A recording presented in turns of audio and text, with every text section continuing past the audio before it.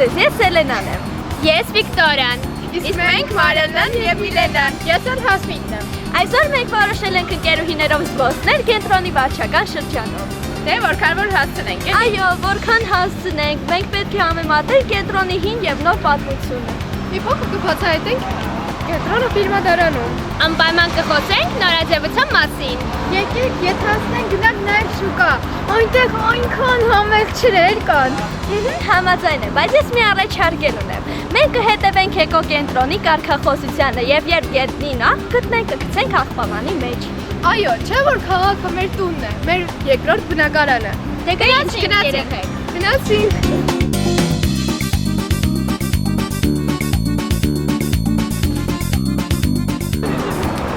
Շատ եմ սիրում մեր կասկադը։ Իսկ դուք գիտեք կասկադի համալիրի նախահեղինակը Ալեքսանդր Թամանյանն է։ Նա ուզում է կենտրոնը միացնել հյուսիսային եւ կենտրոնական շրջաններին։ Թամանյանն ասել է, որ քաղաքը պետք է ունենա կենտրոն եւ որոշ քաղաքամասեր, որոնք որ իրար միացած կլինեն շրջանաձև փողոցներով եւ որի շնորհիվ ունենանք շատ հեշտ կապ քաղաքում։ Առողջապահական նկատառումներով էլ կկառուցվեն կանաչ գոտերման փողոցներ եւ այգիներ։ Կասկադի նախագիծը իրականացվել է 1970-ական թվականների վերջերին Երևանի գլխավոր ճարտարապետ Ջիմ Թորեսյանի կողմից։ Այնքան եմ սիրում իջնել եւ բարձրանալ կասկադի աստիճաններով։ Իսկ գիտեք քանի հատ է։ 572։ Չգիտեի։ Լավ երեխեք, եկեք գնանք օպերա։ Երևանի առանձնահատուկ բարձանքն է նաև Ալեքսանդր Սպենդիարյանի անվան օպերայի եւ բալետի ազգային ակադեմիական թատրոնը։ Իդեպ ամեն քաղաք չի, որ բախտ ունի ունենալ սեփական օպերային թատրոնը։ Պարզվում է ճարտարապետ Ալեքսանդր Թամանյանը Հայաստանի ազգային օպերայի եւ բալետի շենքն ի սկզբանե նախատեսել էր նաեւ մարտական միջոցառումների համար։ Ալեքսանդր Թամանյանի հանճարեղ միտքը զարմացնում է մինչև այսօր։ Դժվար է պատկերացնել, թե ինչպես է ճարտարապետը անցած դարի սկզբին նախագծել ծածկող մարզահամերգային համալիրը։ Թամանյանի ծրագիրն ցավոք ամբողջությամբ չիրականացավ, քանի որ ճարտարապետը մահացավ։ Այն կառուցվել է իր որդու գլխավորությամբ։ Եվ այն անկախության հրապարակում ոչ միայն մշակութային կենտրոն է, այլև մի ճարտարապետական գլուխգործոց։ Օպերայի թատրոնի դիմաց են գտնվում հայ գրող Հովհաննես Թումանյանի եւ կոմպոզիտոր Ալեքսանդր Սպենդիարյանի արձանները։ Աղջիկներ, ես այնքան եմ հուզվում, երբ համերգների ժամանակ լինում եմ այս բեմում, քանի որ այստեղ ելույթ են ունեցել Գոհար Գասպարյանը, Տիգրան Լևոնյանը եւ շատ արտասահմանից ժամանած մշակութային գործիչներ, շատ հուզիչ է։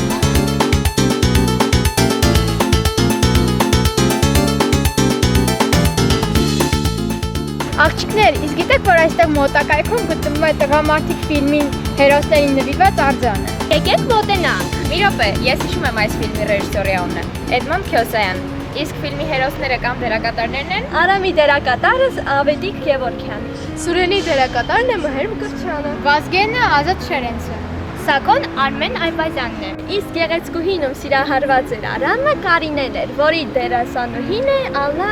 Թումանյանը։ Իդեպ տատիկս պատմում է, որ Տղամարդիկ ֆիլմի ցուցադրությունից հետո Երևանի ամբողջ բնակչությունը կերպարանափոխվել էին։ Մարդիկ սկսում էին հագնվել ինչպես հերոսները, կրկնել նրանց ժեստերը եւ խոսքերը, իսկ կանայք ձգտում էին նմանվել Կարինեին, կրկնօրինակում էին նրա սաներվածքը, հագուստը եւ նույնիսկ քալվածքը։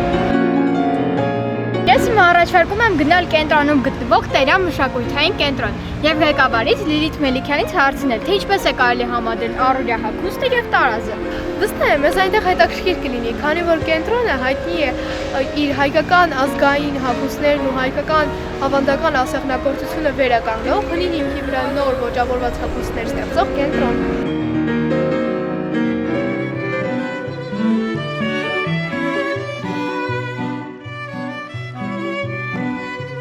Ասել ինչպես ճիշտ համադրել ազգային եւ ժամանակակից հագուստը։ Անպայման։ Ուրեմն, որպեսզի մենք կարողանանք ստեղծենք ժամանակակից հագուստ, մենք ի սկզբանե ուսումնասիրում ենք այն ինչ եղել է, այսինքն ինչ են կրել 100 տարի առաջ, հետո այդ ուսումնասիրությունը դարձնում ենք ավելի ժամանակակից մոդելներ, օգտագործելով այն, ինչը մեր համար, մեր ազգի համար բնորոշ է եւ կարեւոր է։ Օրինակ, արհեստական ծամթելեր են կապել, որպեսզի ցույց տան, որ իրենք պատրաստ են արդեն ամուսնության։ Ծամթելը դարձնում ենք ժամանակակից նորաձևության մեջ, որպես մի բան, որով կարելի է օրինակ պատրաստել ոսկապ։ Կամ ունենալ ինչ-որ մի բան, որ կարող ես զարդարել ինքդ քո գլխազարդը կամ գլխակից կախել։ Կենաց ծառը մեր մոտ ընտանիքի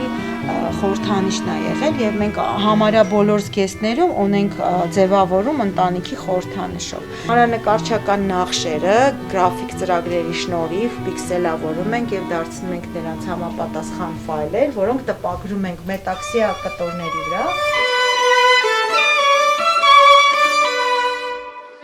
Այդտեղ Շուշիի հրեշտակներին ենք նկարել, որպես պահապան մեր թևերին լինի։ Ես չեմ ուզում հոնեմ երեխեք։ Ես էլ չեմ ուզում մենք։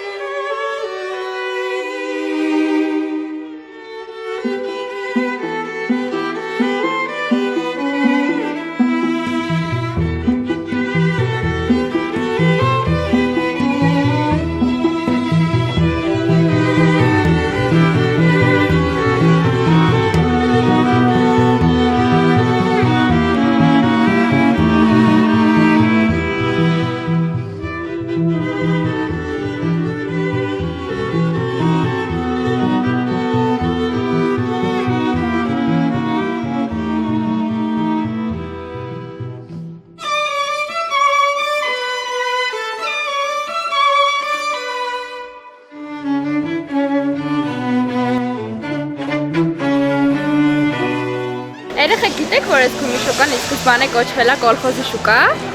ու մարդիկ բաց երկնքի տակ առևտուր էին անում այս հանրախանութի կողքը։ Հետաքրքիր է։ Բայց հետո ինքը դարձավ փակ շուկա ու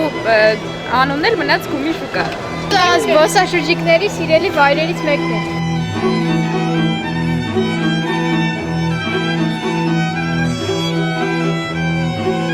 Երեխեք, ինձ թվում է շատ կերանք, գնացի։ Իսկ կողոնից գնացինք։